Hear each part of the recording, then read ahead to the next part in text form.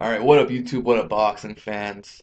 And for those who want to predict Lucas Matthysse versus Danny Garcia, happening tomorrow, look no further because Teddy Atlas has already given his prediction and breakdown of the fight, and he gives a very interesting and intriguing breakdown.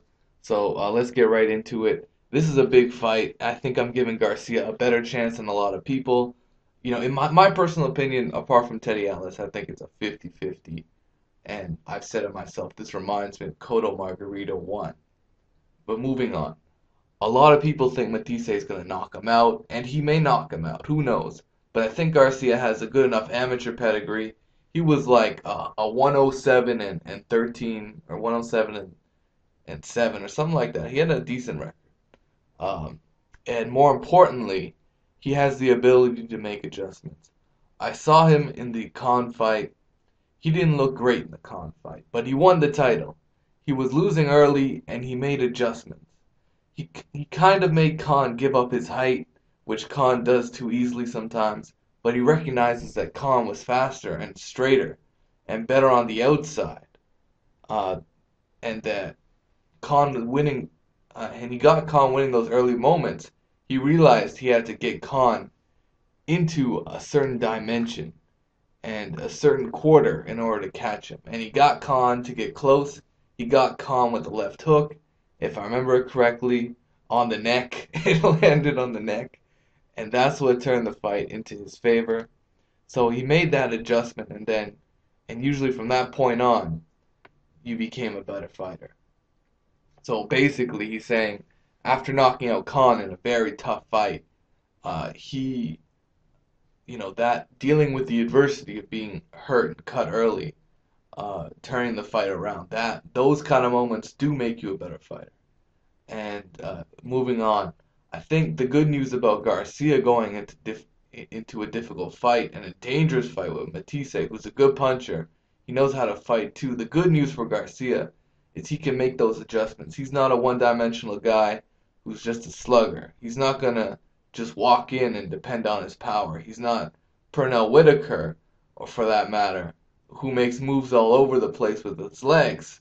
But he does have the ability to box a little bit. And again, he's got that amateur pedigree. And he's going to need that ability to move and make adjustments. I think it's going to come down to Garcia being able to move and box on the outside. But more than just box, he's got to be able to box and survive. He's got to be able to do something with the right hand to give Matthysse something to think about. He's got to gain his respect. And he's he's got to gain that respect.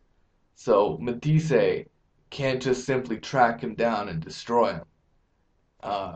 Sometimes I'll ramble on a little bit, but back to Teddy Atlas. If you just play boxing, he's gonna track you down because there's nothing for him to respect on the outside, and for him to respect before he closes the gaps. I think it's gonna come down to boxing on the outside and doing some counter punching, and also doing some forward work with the right hand to get that respect and to be able to have the privilege to box and the ability to box. So Garcia's got to unleash some hellish right hands to Matthysse to really have him understand that, basically to have him fear the counter punch. If you have your opponent afraid of the counter, you have him right where you want him, and you can safely box. So that's clearly should be the game plan for Garcia. So Teddy Atlas goes on. I think it'll be an interesting night. I think Matthysse is going to have to use his jab and not just look for the big shot. He's going to have to use the jab to take away what I just described, which is what I feel Garcia needs to do, which is to control the center of the ring from the outside.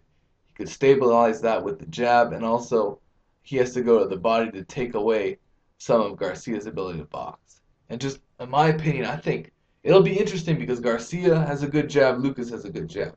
Whoever has the best jab might be able to carry the day. And oddly enough, that's how boxing works. The jab is such an important key.